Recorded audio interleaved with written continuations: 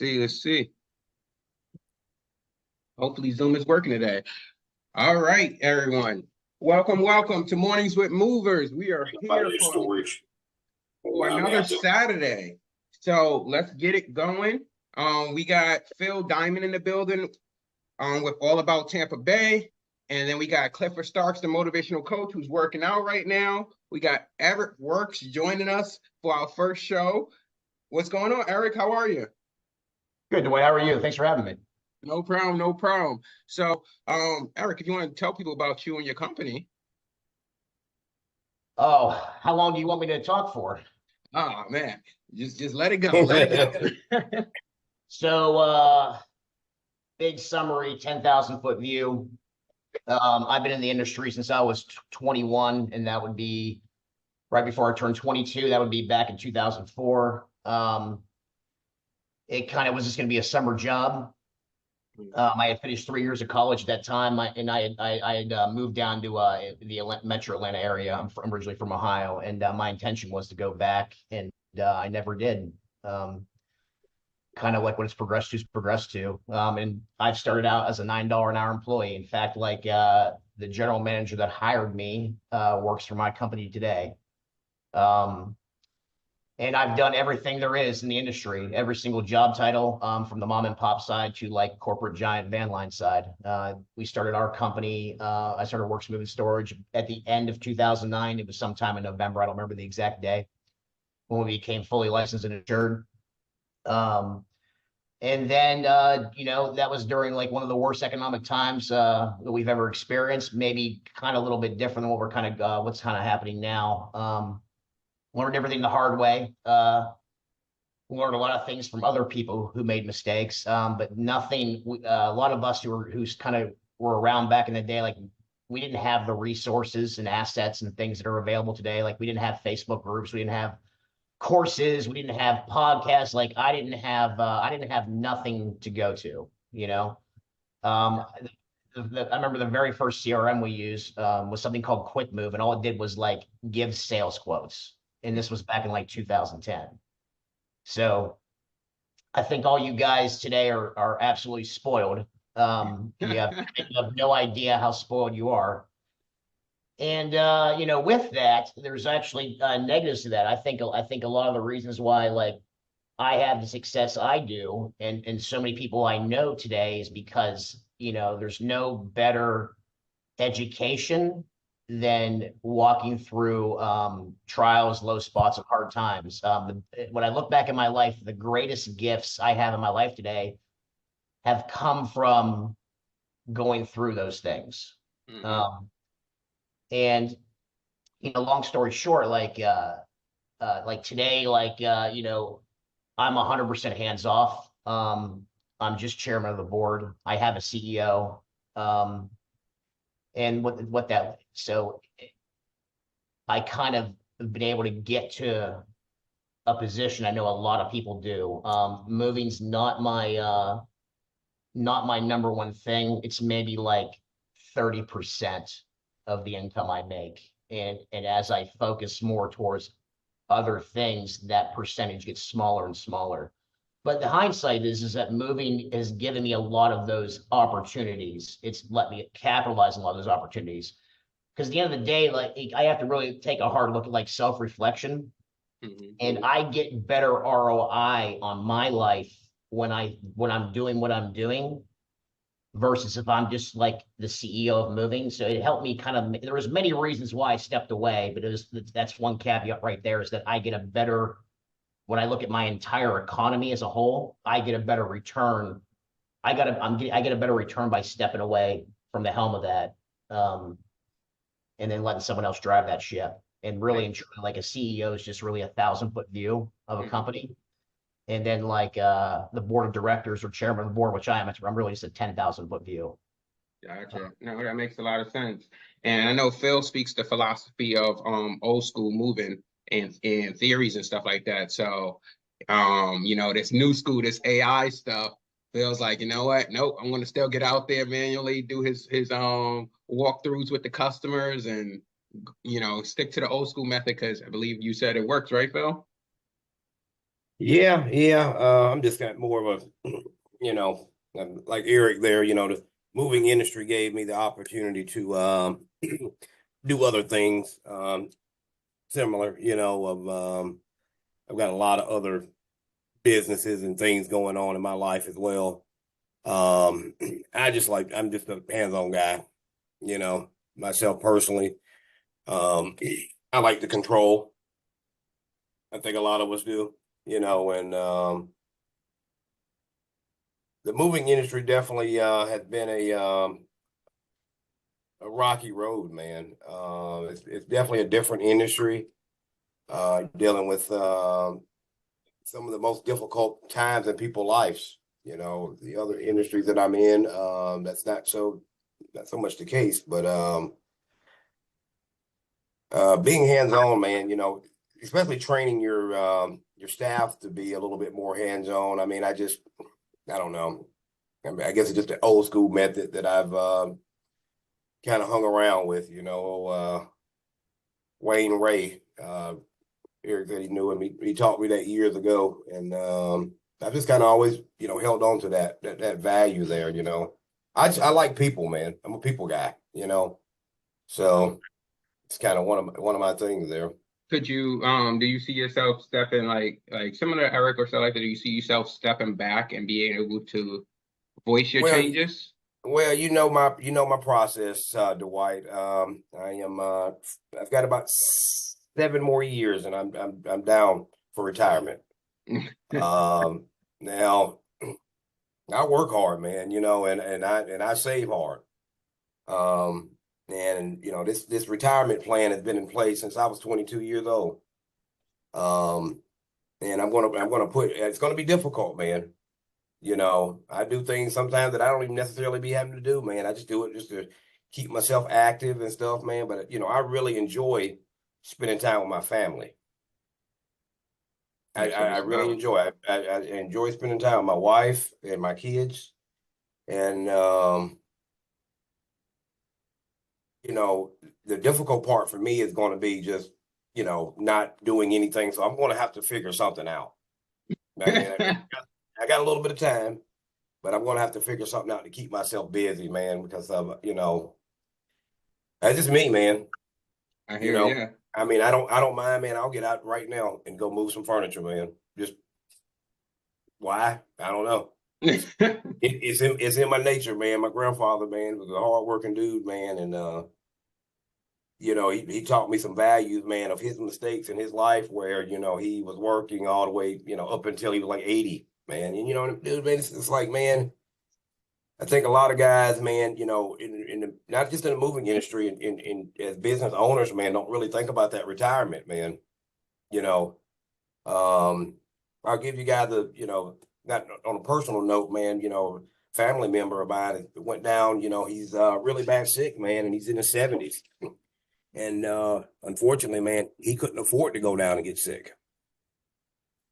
And things are, financially it's bad for him right now. I mean, he's only been down for like 2 months, man. And it definitely makes you open your eyes up to say, hey, I need to get, my life in order, my retirement life in order.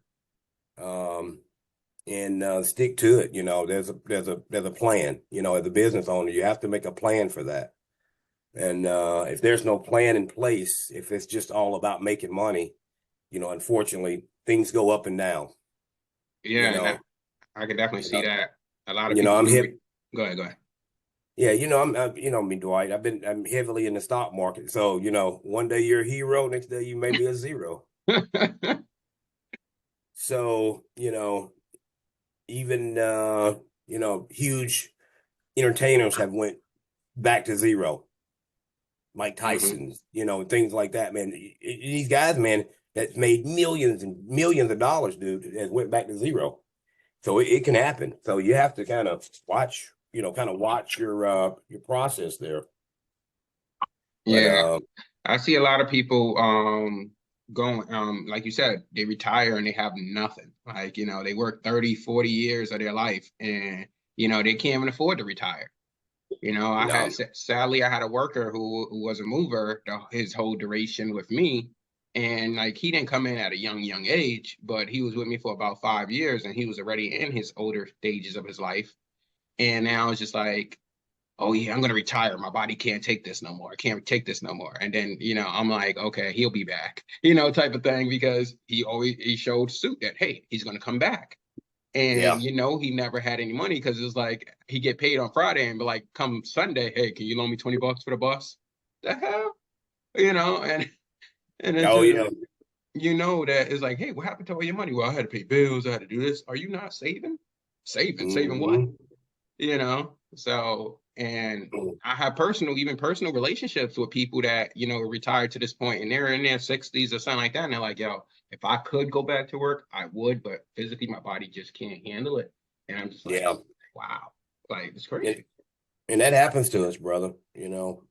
I was we had a little meeting yesterday with our guys, man, and I was kind of giving them a rundown. I got a couple guys, man, that's been with me since I began this journey in this business, man. And I've got one of them set up, man, to where, they are putting a little bit money into a retirement account, because you're only as good as your team is, man. These guys bust their backs out here for us, man. And you got to share the little bit of information that we've learned. I didn't come from a very, educational background. So I had to kind of learn everything on my own as I went from here over here at YouTube, learning this over here. And I'm sure like a lot of us have. Mm-hmm. But, life will show up on us, at some point. It showed up on me on several different occasions, man. It's tricky, man. I always try to tell a lot of guys, they're like, man, how did you go from no truck and, to, everything that you got going on now? And I'm like, dude, I work, dude.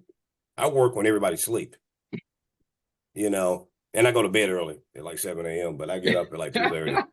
But, I work when everybody sleep, dude. That way I can, my day is arranged around my family, to be honest with you. That way I can spend that time, whether it's a bike ride, whether it's, a romantic time or whatever time, it's arranged around that, I guess, And, do you think the philosophy changed, and maybe Cliff, you could speak more on this, but do you think the philosophy changed where people are like, you have to work hard or grind hard nowadays to get what you want versus being strategic about it? I guess if that makes any sense. Yeah, I think it's just a word that gets conditioned into us. And we get so conditioned into it that we just believe that to be true. Like I look back at my journey and I talk about all the grinding and the hustling I did. And then I really look back at it and go, I didn't grind or hustle at all. I played the game I wanted to play. People are telling you what to play and what you should. Oh, do this. You got to do this.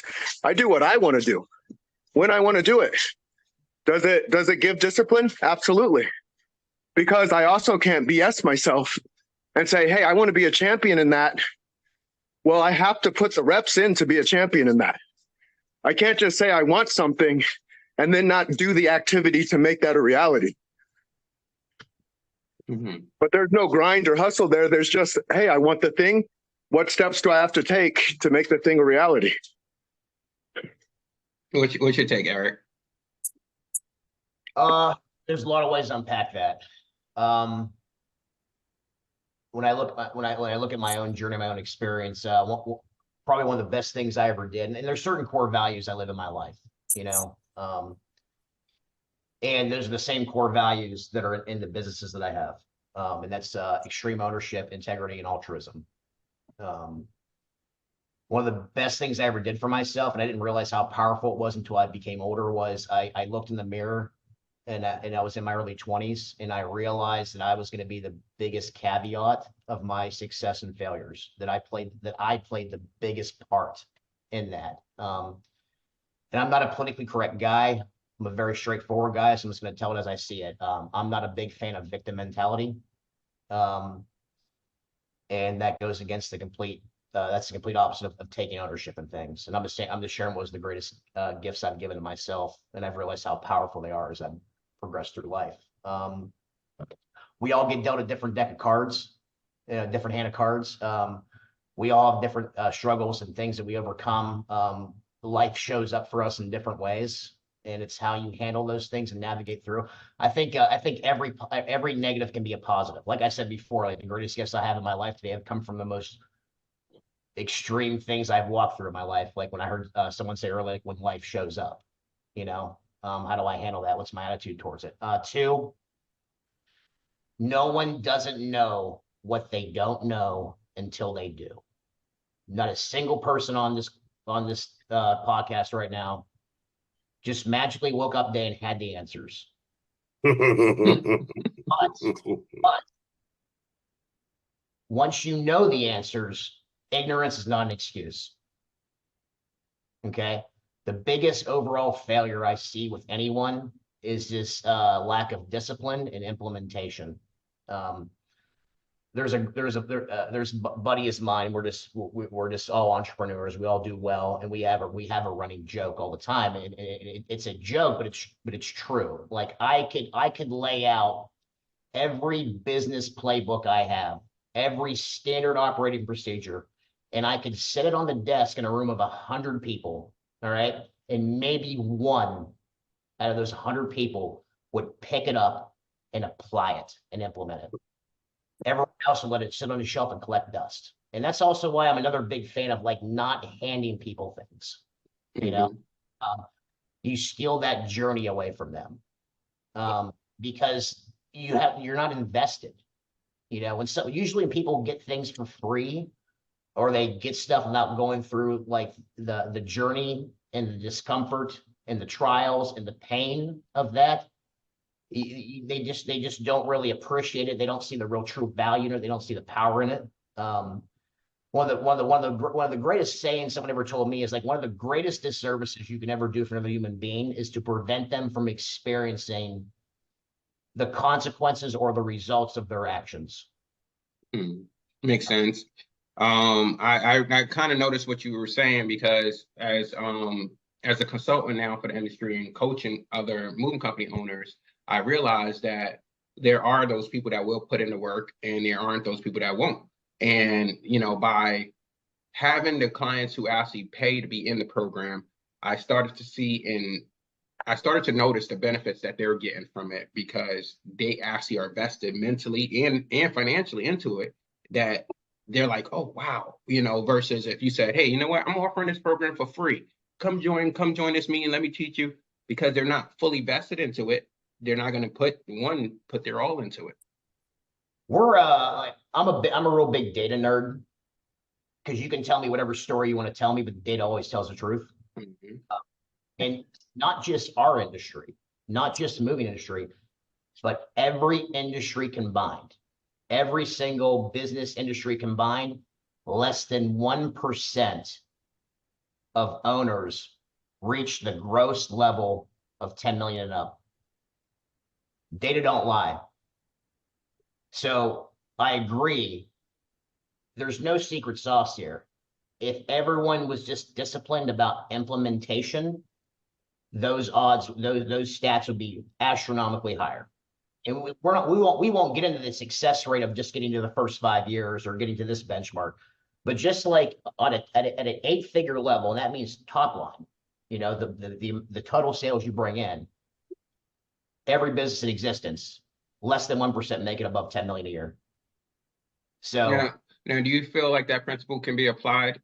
Like that's going to be everyone's issue is implementation. So if people are like, and I'm not the biggest like, oh, let's get all like meditational and mindset thing and like do these breathing exercises or whatever. Like each your own. Everyone has different ways of getting discipline and getting motive and getting willingness. But if whatever it takes for you to find discipline and being able to implement and navigate through the struggles of that, that's going to separate you. Like the saying goes, if you want what the 1% have, you have to do what the 1% does. And I don't know a single person that's very successful that's not disciplined, that just lives and breathes the behaviors that's necessary to achieve big goals like that. Yeah, I didn't get it. I didn't get into business to run a nonprofit, you know. And every true. business should be built to sell, you know. Um, like why would you do it any differently? It doesn't mean you have to sell, but the caveat to this is that when you build a business to sell, when you build a business to where you can completely remove yourself from it, it forces you to do the things and put the things in place that's just going to make the culture overall amazing. It's going to be the place to work. It's going to be the organization where all the staff has the most opportunity to better their lives, because not everybody wants to do what we do.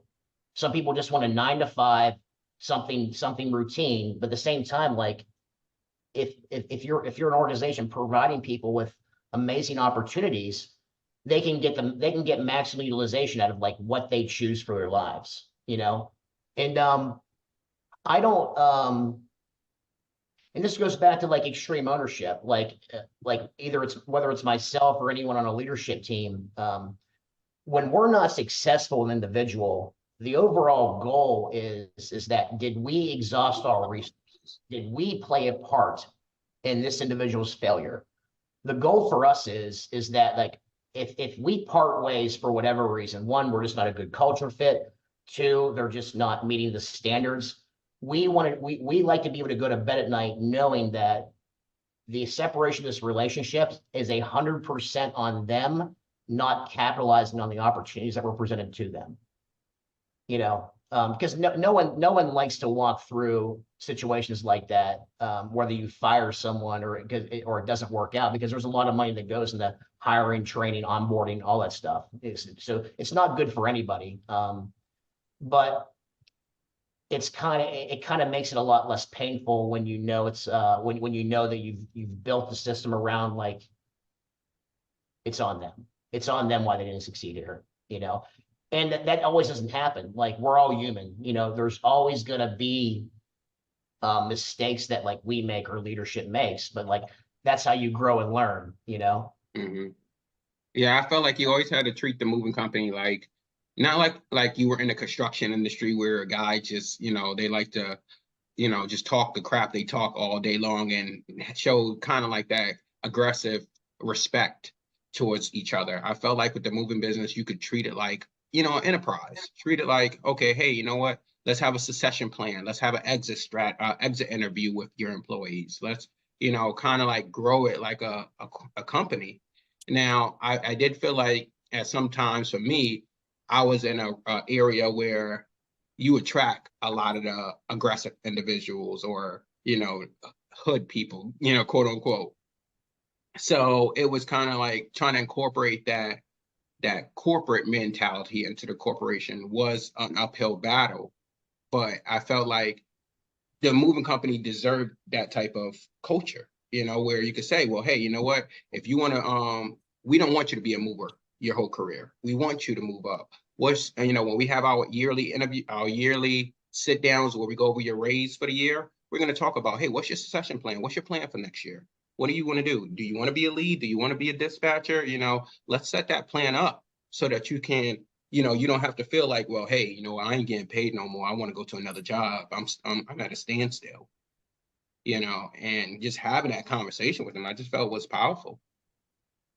Yeah, and like, and we all go through this, you know. We all go through stages in business to where, like, the inmates run the asylum. Let's just be honest about it. Anybody tells me differently, I call you a liar to your face. Mm-hmm.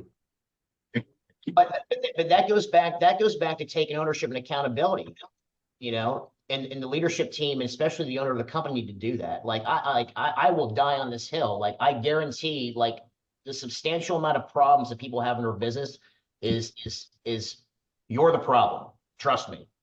Every person on your leadership team, if you're at that level, or the owner itself, like, if you got things that you know that should be happening that aren't happening, you're the reason why it's not happening. You know, whether you're making decisions out of fear, or making decisions out of like any character defect you want to think of, you know. It's we are all so easily capable of being our own worst enemies, and I would say 9 times out of 10 the problems stem from the fact that you are the problem. And I've been through my own journey with that. Like I said, like one of the greatest gifts I ever gave myself was realizing that at an early age. And it's only gotten better over time because I think, like Cliff said earlier, because I've put so many reps into that. Mm-hmm. You know, is there a thing called, I guess, perfection paralysis, where, you know, I think Cliff spoke about it, and Phil, I know he's very like a perfectionist when it comes to getting things done the right way, where that can hold you back in your organization, even from a business development person, where you're like, oh, hey, I need my guys to be doing it this way. I need my salespeople to be doing it this way. And you're always trying to critique it, but to that level of perfection. Yeah, I mean, I know it is like an analysis or paralysis by analysis. You know, like, there's different ways to unpack that. You always want to be striving to do better. If you want to know a good way to ruin talent, bring talent in and throw them to the wolves. Don't have a playbook to operate on. You know, like you build the systems and the processes in the company, and you bring talent in to run those systems and processes. Okay. Can I jump off of that, Eric? Yeah. Because that was so beautifully said. If you want to kill talent, throw them into the wolves with no tools, no resources. Since I come from a fighter's background, I say it's the Mike Tyson complex. You're going to put a person in with Mike Tyson, a gangster, right out the gate, broken ribs, broken skull. Be like, hey, what happened? You're so talented. Doesn't matter. A beat down person, they're going to walk away. But I think that was absolutely genius, Eric. Just wanted to throw that out there. Not original thought. This is all learned the hard way. I've been there too. I've gone in with Mike Tyson from time to time. I'm sure it's in a book somewhere. Another thing too, like in every organization are really good people. Okay, this is another place owners really fail. Okay, you want to get rid of good people easily. Don't hold the bad apples accountable. Yeah. Stats are true, man. Somewhere 10 to 20% of your staff are causing 80 to 90% of the problems. And we hold on to them way too long. And yep. I'm guilty. Like, I can look back through my life, and without question, there are many times that me or someone in my organization, through whatever narrative we create in our head or whatever story we told ourselves, kept people on longer than we should have. And you know what? Life has a funny way of working out. And then when life created the scenarios, when the pain got too great to get rid of them, guess what? Ended up being a blessing, not a curse. All those reasons why we kept this toxic individual out of whatever narrative I created in my head, the story I told myself, ended up being worse on us than just getting rid of them when we knew we should have. You know? So now, is there been through that? I think everyone's been through that. I guess, is there one way that it eased your I don't know how to say it, but is it one way that it eased your strategy to get rid of a close relative or a friend that was in the company for a long time? Was there one particular way that kind of helped with that? I recommend don't ever doing that.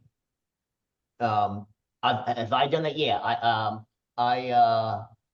I had a really talented friend of mine a long time ago running operations at my company. It was the first time I ever stepped away and brought him to a major position. Had no idea what I was doing. I was completely guilty of wasting talent by throwing him to the wolves. And not only did that not work out, but our friendship was ruined. And that's just me articulating exactly what my part was in that. Yeah. But like if I ever saw him again, I'd thank him because that experience was a game changer in my life. What I learned from it. Definitely, definitely. All right, so we're not gonna act like Christmas ain't in a couple of days, everyone. It don't feel like it, but for y'all Floridians and Arizonian people that don't get snow, it probably never feel like Christmas to you. But no, said, oh, you in Atlanta? Are you still in Atlanta? Yeah, but where I grew up, if we had 12 inches of snow, we were going to school. I grew up in like south of Cleveland, Ohio. So we got that lake effect snow. But if we got 12 inches, we were still going. Yeah, I remember having to climb over those mountains of snow. I showed Phil a picture the other day. I think it was 17 degrees yesterday. Oh, I had my hoodie on yesterday. I was like, Phil, we don't dress up for this type of weather. look, I got a sweater on, man. Look now, and it's like 65 outside. Yeah. Hey, Eric, you done converted over to a Bulldog fan yet? No, man, like I don't watch sports that much. No. I'm from Georgia originally. Yeah, like I played sports my whole life. I do intramural stuff now. I'm real into fitness and stuff like that. Was really good at it too. Like I just like I don't know. I just teach their own, man. Like however you find enjoyment. But there's not enough hours in the day, and there's so many things that bring more value in my life personally than spending 4 hours watching the game. Okay. It doesn't mean that when I do it, I don't enjoy it. I played football my whole life. I was damn good at it. It's just something that progressively happened. Makes sense. All right, so for personal business growth, like I know that like they said, I think I read a book and it was like for every individual should have like at least 7 streams of income coming in to feel like, they're doing something, or have some type of wealth. What are your take on that? Like,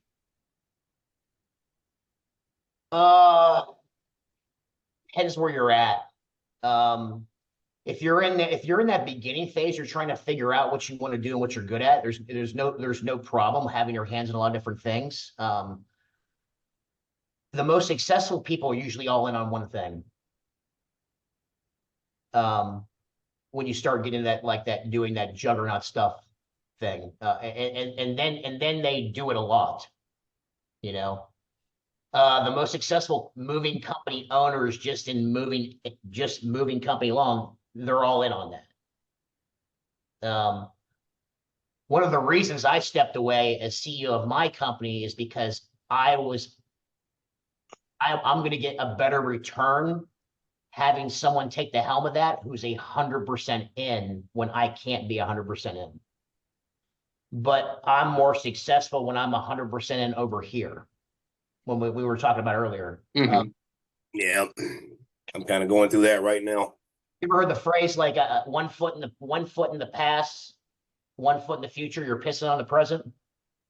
I think it's the same thing when you're in multiple businesses at once and you don't it's one thing if you have one company 100% turnkey, where you can legitly not have to answer your phone or check an email or do anything for an entire year and everything's fine. That's turnkey to me.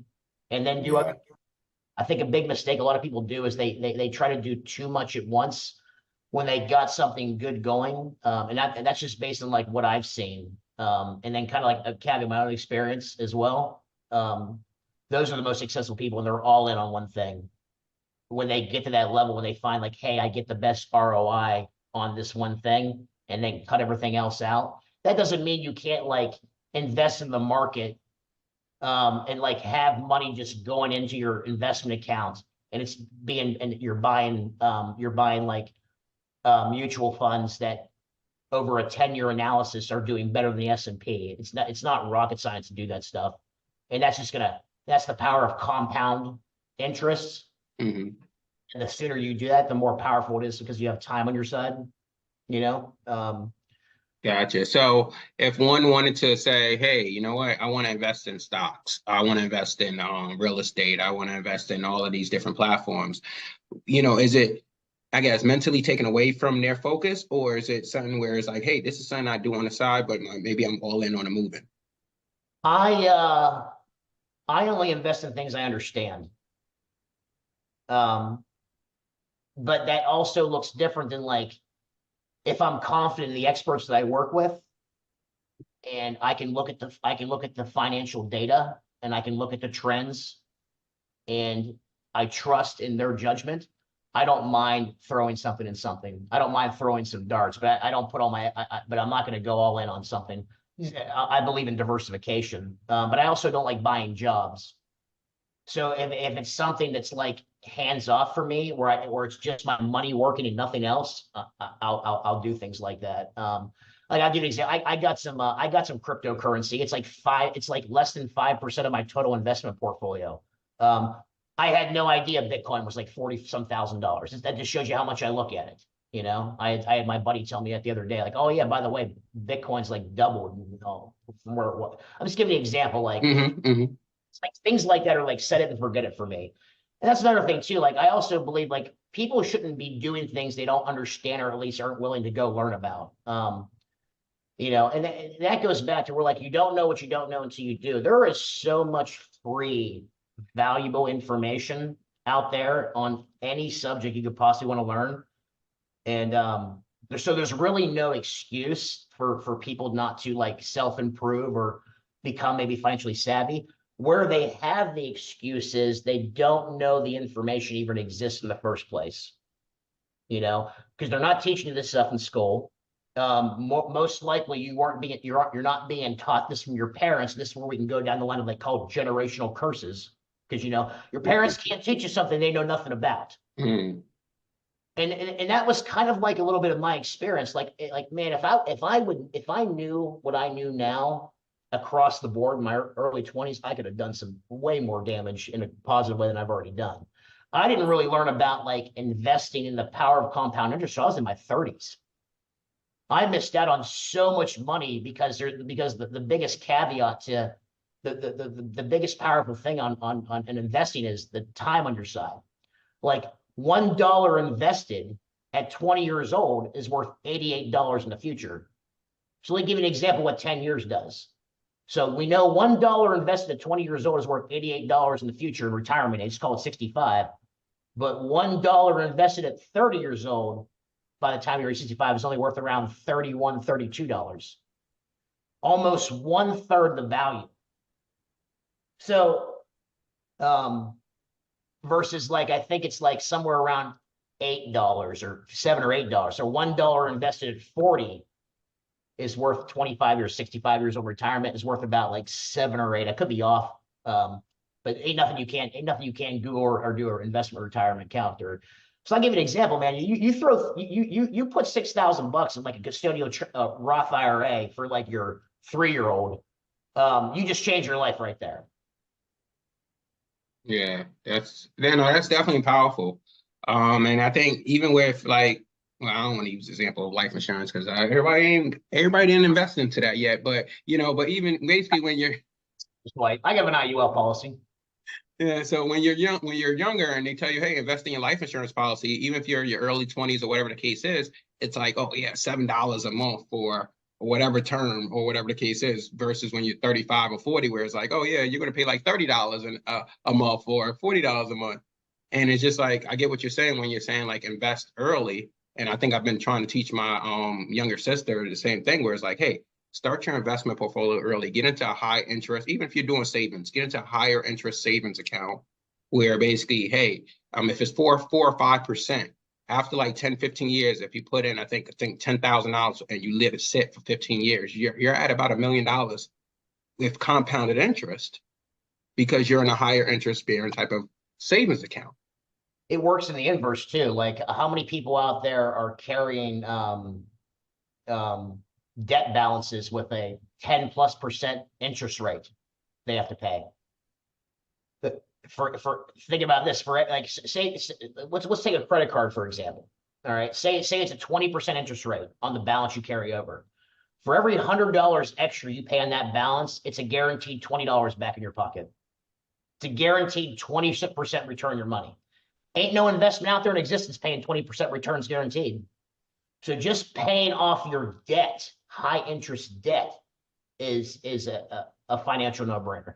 But like, long story short, man, like, in my opinion, and also my experience, I think that the safest, most logical person anybody could learn from out there, if they want to really dive in like personal financial management, will be Dave Ramsey. I don't do what Dave Ramsey does 100%, but there's not a single thing that he does and teaches that isn't some of the best routes for people who don't have a lot of knowledge in this to pursue. That man and what he teaches has changed more lives, average Joes, more lives, created more millionaires than anybody out there in existence. When you look at the macro level of it. So, Gotcha. Do you think talking about, like, it's implementation? You can have all the knowledge in the world, but if you do not apply it, nothing happens. definitely? Like, greatest mistake anyone makes in investing is not doing it. You know? Yeah, no, that's 100%. Everybody's always like, when I get it. Once I get to this point, I'm gonna be able to, I'm gonna invest something. Where it's just like, even if it's just $1, $2, $50, it's something to get you started. And I think that's where people are stuck at, where they're like, oh, I gotta wait till I get at least $700 or $5,000, and then I'll start my investment portfolio. My general manager, she's 18 now. My general manager, he called me up one day. I want to tell the story. This is an example. He said, hey, you know a lot about investing. My daughter's really into it. Can you come up here and teach her and show her how to do a Roth IRA account? And I said, well, you have to be a part of that, so do a custodial account. She's 15 years old at the time. And I've shown her the power of compound interest. So at her age at this time, it's been a few years now. So at her age, at her time, I showed her how putting just $100 a month at her age and just a growth stock mutual fund that mimics the S&P 500. And I showed her, so I said, see that, just by $100 a month, nothing more, nothing less, until the age of 65, you're going to have $3 million in your Roth IRA. You're an instant millionaire right now. You just got to put $100 a month in for the next 40 years, 40, 50 years. And you're having, It's imagine, like, powerful. told me that at 15 years old.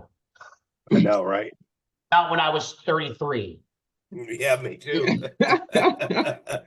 I'm like you, Eric. I learned all this stuff when I was young. I mean, older. So what's your take, Cliff? Yeah, there's so much to unpack. The seven streams of income. I love what Eric was saying. It depends where a person's at. The first time you have a rocket ship launch, that takes a lot of energy and a lot of putting the reps in. And once that first rocket ship launches, then you're actually better at building the rocket ship, and you're actually better at getting it at launch. But it's all the lessons that you learned in the beginning. Like, there's so much from understanding the marketplace. What is there demand there, supply there? Is there enough quality, quantity? Those four things. Do people want it? And then going into, are you putting in the right systems for it to work? And do you even know what a system is? The biggest thing that I could tell anyone is putting in the reps is about finding people who have what you want, and then asking them questions. Because just as Eric was talking about, he's talking to this 15-year-old girl. He knows something now that he didn't know before. So everybody knows something that you don't know. So my biggest thing is like, okay, what is it that I want? And who's either gotten it or gotten a resemblance of it? And let me go talk to that person. Let me go ask them questions. What vehicles are they using? What knowledge do they have? What kind of person are they? And it's going to get me to whatever goal and destination I'm looking to a lot faster than the one scary thing. I used to be a personal trainer, and one thing that worked for someone would work terribly for someone else.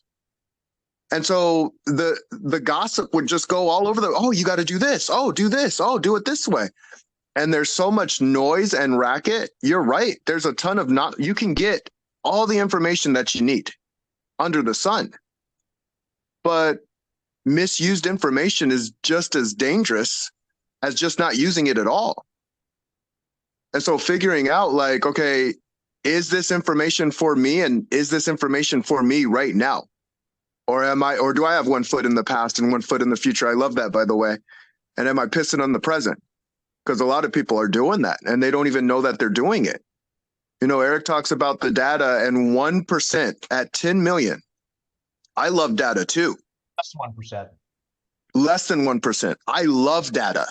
And when I start looking at the data and I go, oh my goodness, we're all fucking ourselves. We don't even know that we're doing it. We don't even know that we're doing it, because what people do is like, oh, that's not fair. Well, they had this, they had this, they had that. No, the wrong question is being asked.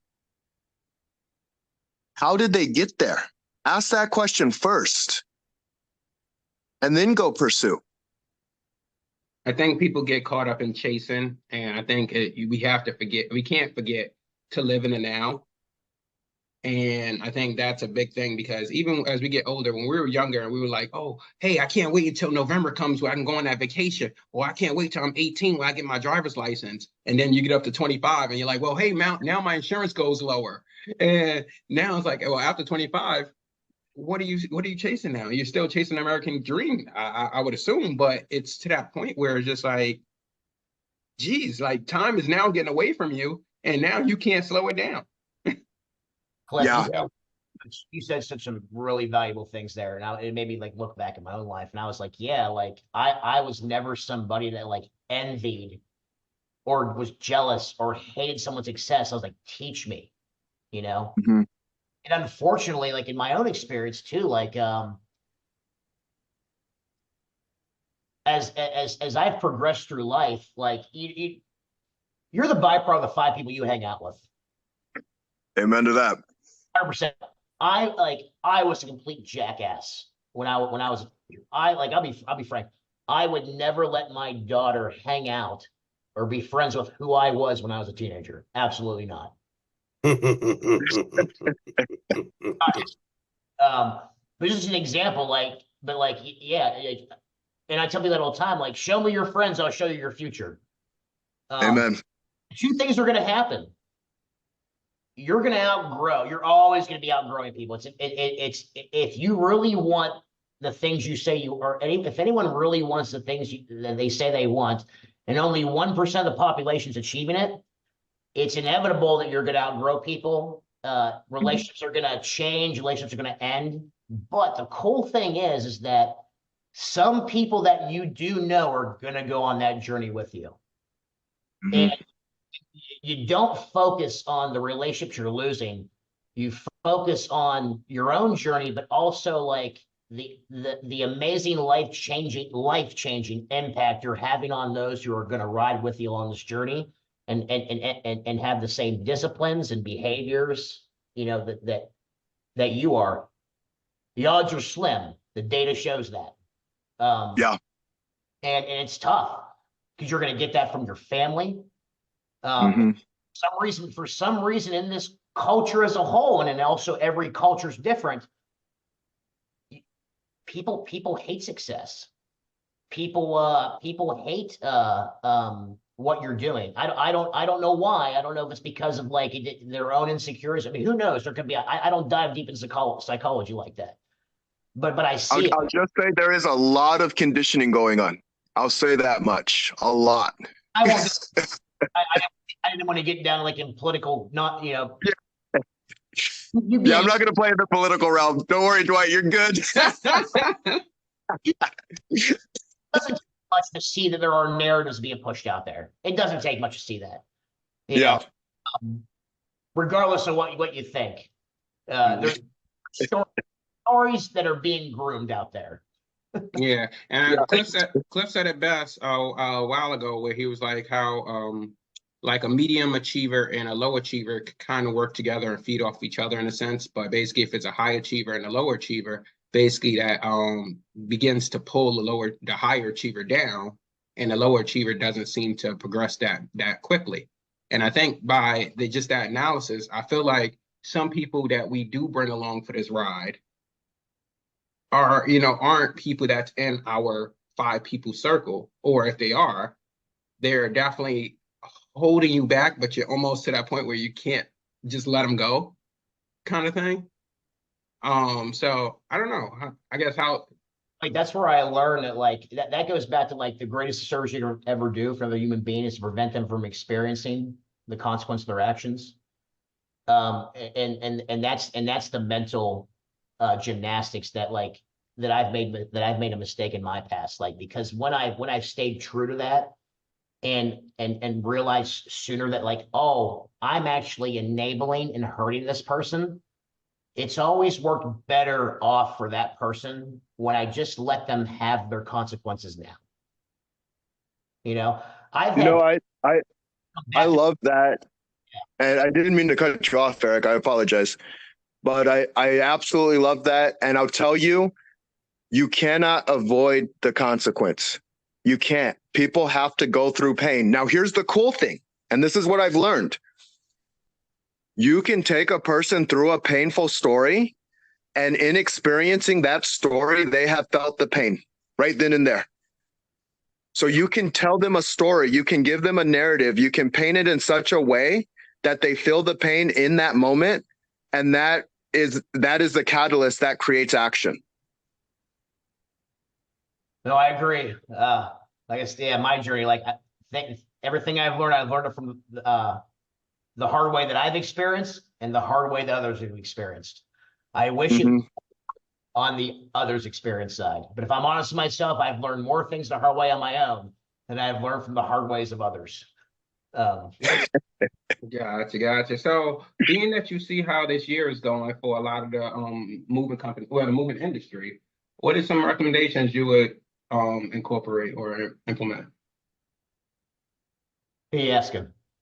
Or yourself? Oh, ask it. I mean, I'm not going to sugarcoat it. A lot of people are going to are going to be going out of business. People are already going out of business. A lot more people. It's coming. We were all spoiled. You didn't really have to sell. You just took orders. What's this called? Yeah, McDonald's. There you go. Yeah. Warren Buffett and Charlie Munger. This is the greatest analogy ever. It applies to this. Eventually, the tide's going to go out, and you're going to see who's swimming naked. Yep. Yep. And the tide's gone out. Yep. There was things we were exposed on. I'll share a story real quick. And this isn't that long ago. I mean, it's just last year. We had all this data telling us something, okay? And we got so arrogant that we ignored the data and what the story it was telling us and still went for more growth. Got punched in the face, had to repivot fast. And like when you're a large organization, that takes time. You can have all the right answers, but the implementation takes time. So you just sit back and you're just watching the cash flow diminish, waiting for the repivoting to take effect, depending on what it is. And the first quarter, man, that arrogance cost us nearly $500,000. Ooh. It's red. Now we've made all that back. We made all that back and got profitable again. But like talk about a hard, painful lesson that being arrogant and cocky cost us. $500,000. Never do that again. And that's just taking ownership. And like I hope that it helps people. Just there's so many ways we can answer that question to like what can company owners do. But I'm just giving an example, like in my own recent experience. We got cocky, ignored exactly what the data was telling us. And I always said the data tells the truth. Ignored it, paid a price. Yep. $8 price tag. Yep. I was talking to a good friend of mine. She's a realtor, and we were just talking about the housing market and how we all got spoiled back when the housing market was so great. You know, either White Clipper, you guys know. I mean, I was getting rid of some properties, picking up some properties, and you know, in the moving industry, as far as that goes, looking at our marketing dollars, then to now, the numbers were higher, right? But our marketing dollars was less. You didn't have, I mean, really, it was just a lot of it just handed to you. Like the realtor, she was like, dude, I didn't even put it on yard signs. No open houses, no footwork. And the amount of people that poured into the real estate industry during that time, dude, they're just twirling around now in a circle. They don't know what to do. They don't know how to hold an open house. They don't know how, and that's unfortunately in the moving industry as well. You know, I've seen so many moving companies pop up, large moving companies that popped up in the last, 5 years. You know, of course, there's a hot market. Everyone's jumping in. You know, it's like the crypto and stock market was high, both at the same time. I mean, dude, it was a no-brainer, man, of making money. You know, and of course, the crash of the stock and the crypto market crashed. Of course, a lot of people got caught, man. But that's just my take on the market that's going on now, and the experience that I've heard and seen in several different worlds, points of view. Yeah, like I was saying, people can't treat it like McDonald's like they were doing before. Like Eric mentioned, taking orders, where it's just, man. Everybody you see so cocky and arrogant. Oh yeah, my booking percentage is 60%. Well, of course it'll be 60% when people are just calling and saying, "Hey, we want moving services, and maybe you got the lowest price." Yeah, they would lay down customers, man. It was easy, I mean, it was a lot easier, and I think Eric maybe mentioned it, that kind of played its course. Mm-hmm. And when I was in the, I was gonna say when I go ahead. I'm sorry, go ahead. Oh no, I was gonna say. No, go ahead. I was gonna say, I forgot. Now go ahead. I remember. Go ahead. All right. Now I was going to say, when I worked for the bank, one of the things that for our sales goals, they were saying that, hey, if a customer comes in saying that they wanted a particular product, you didn't get credit for it. You had to be the go-getter and get it. So like, and if you apply that to the moving industry, where it's like, hey, if somebody calls in saying, hey, we want moving services, you don't get credit for it per se. I'm just using that as an example. You don't get credit for it. But if you upsell packing services or storage services, we can credit you. And that's kind of like what I think people should be doing is increasing their efficiency with sales at this point. I think the guy from Black Tide Moving said it best, where it's like, we should change the mindset up where instead of incentivizing people to sell moving services, incentivize them to sell packing services, incentivize them to sell storage services, stuff like that to boost the efficiency of their companies. Yeah, what you're talking, what that's going to achieve, what's that going to achieve, Dwight, is it's average revenue per mover per customer increase. Mm-hmm. I mean, there's always really good, powerful KPIs that, like, if you're going to focus on something, focus, like, it's average revenue per customer, booking percentage, it's going to be lead volume, it's going to be acquisition costs on your marketing, like not what it costs per lead, but like, what does it cost me to take that lead and convert to a customer? Like, those are all like really powerful needle movers that just help navigate through harder times. And then, like, the saying goes, sales solves all problems. There's so many things business owners should be doing to navigate this, and we could have an 8-hour conversation about that. But like 10,000 foot view, big picture is that, like, now's never been more of a better time to have the best sales process and department you could ever hope to have.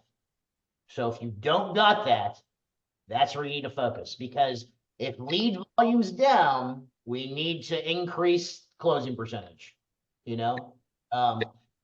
So Definitely. All right. So we are at the top of the hour, Cliff. You know, you know it's your time. Take us home. So ultimately, what I'll say, there's two things that are happening at all times for everybody. And I want to give everybody all the respect and love.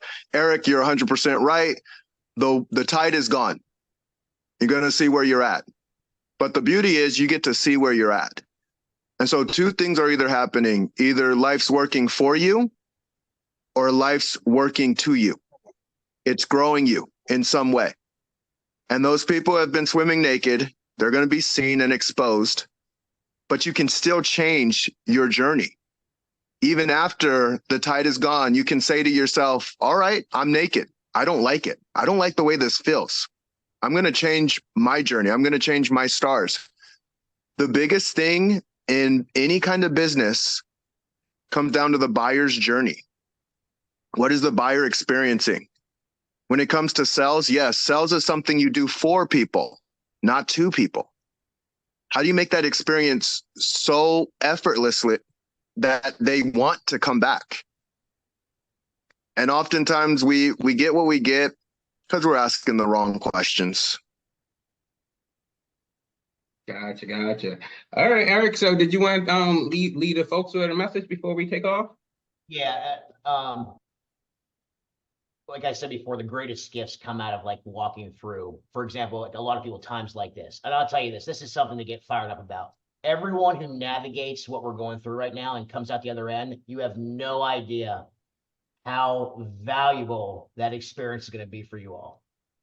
It's going to be trust me, it's hard to imagine, but what everyone's experiencing, I should say, what most people are experiencing right now and the emotional roller coaster that comes with it, if you get out the other side, it's going to be the greatest gift you ever received. And I guarantee that. Gotcha. Phil, anything behind that? You know, I can't say anything after Clifford, man. I hope everybody have a Merry Christmas and a Happy New Year. I've gathered a lot of information from this show, and I've gained some really good friends, Dwight and Clifford there. It was good chatting with Eric there. I've heard a lot of good things about your brother through a lot of people. So everybody just stay strong and try to stay healthy. And, you know, God bless all of you guys. Definitely. God bless. Merry Christmas. Happy New Year. Merry Christmas, everybody. Y'all take care. Take care, everyone.